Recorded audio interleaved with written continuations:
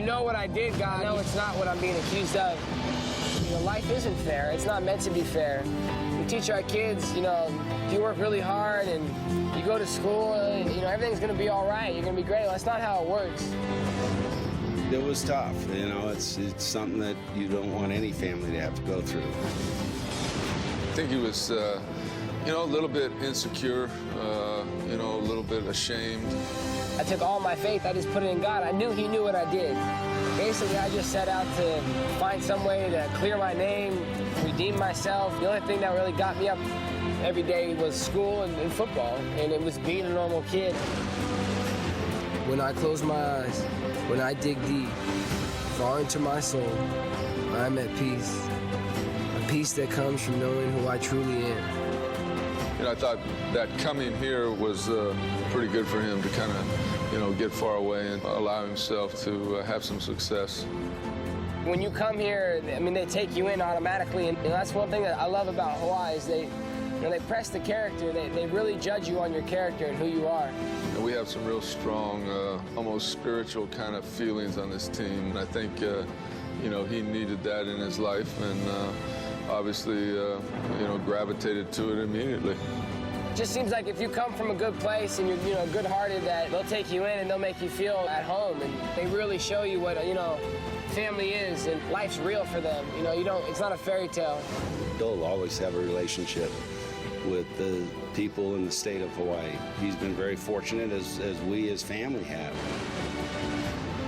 Those challenges are what define you as a human being, and he's raised his game to meet the challenge. We're all kind of meant to experience, you know, tragedy and misfortune, and it's kind of what life is how you deal with it. And, you know, God judges us on how we get back up in life. As I set sail, my line is long, because I am reaching for it all.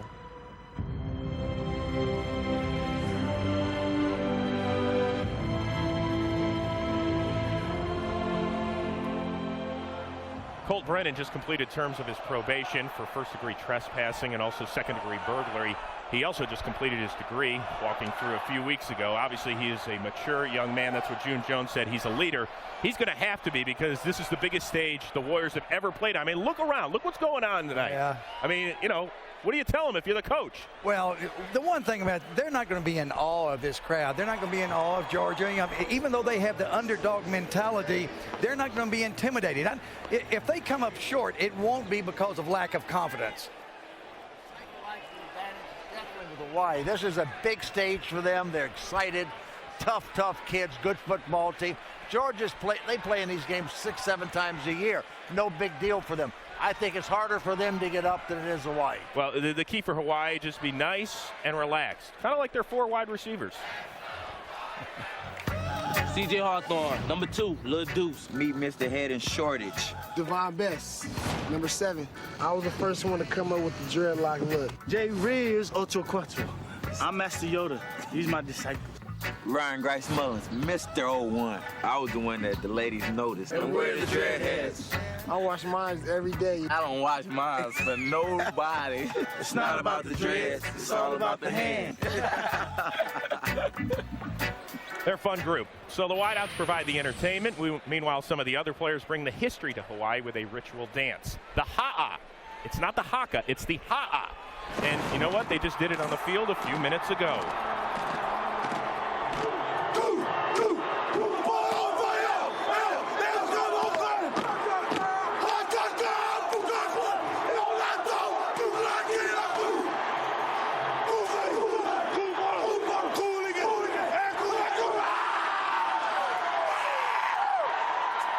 Find out what the ha'a represents.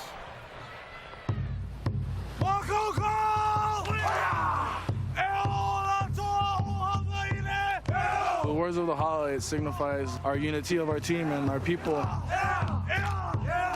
The movements represent kamana, the power, kaha'aheo, the pride, pukahi, unity.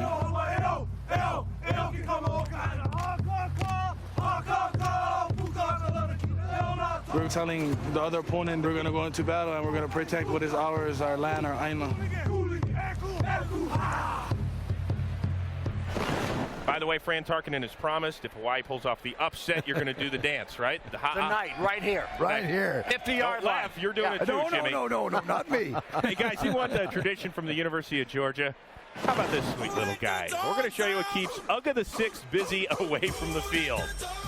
And this is the final time some Georgia players will get to hang out with Uga. Their football playing days end this evening. As we take you to break, here are their final thoughts. Man, I was brainwashed early by my dad. Ever since I was about 3 years old, I ever can remember. So I've always wanted to be a Bulldog. Nothing more you could dream of than going down to Athens and lining up between the hedges. There's chapters in your life that start and end, and I can see this one closing very soon. The emotions are going to be high, and hopefully after the emotions settle down, I'll be able to play. To have to let it go, it's going to be kind of tough. It really is. It's been an amazing opportunity and a huge blessing. It's kind of bittersweet, but it's going to be unbelievable. I'm so excited.